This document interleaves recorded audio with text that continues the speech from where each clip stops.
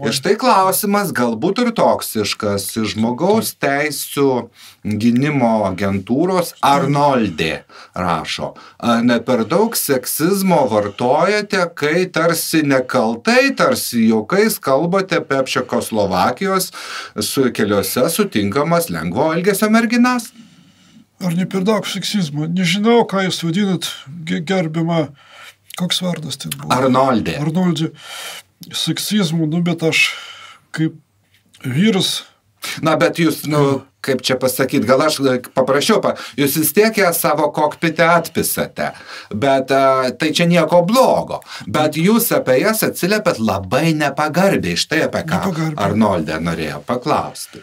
Tai kaip aš jūsų nuomonė turėčiau dabar šitą gėlių nupirkti ar kažką tai. Na, bet tai irgi yra žmonės. Profesija.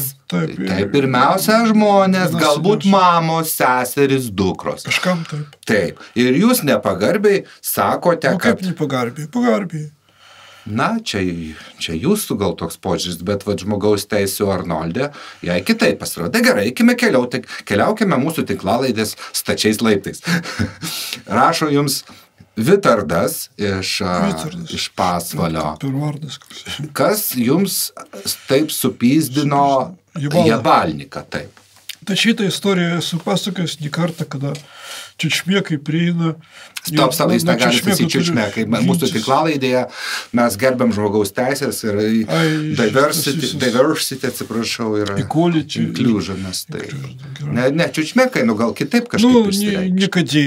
Nekadėjai. Gali būti. Tai va, nekadėjai, toliau ginti turtą privatų, kurį gabinu.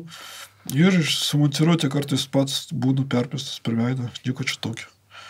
Na, kad jūs perpisamas per veidą, tai gal čia tikrai nieko to, bet kad žmonės jūs dėl to paniekinate visus kaip etninė grupė. Na, čiučmėkai iš jūsų Jabalniko. Jūs pats pasakėte šitą žodį. Na, tai aš jūs cituoju.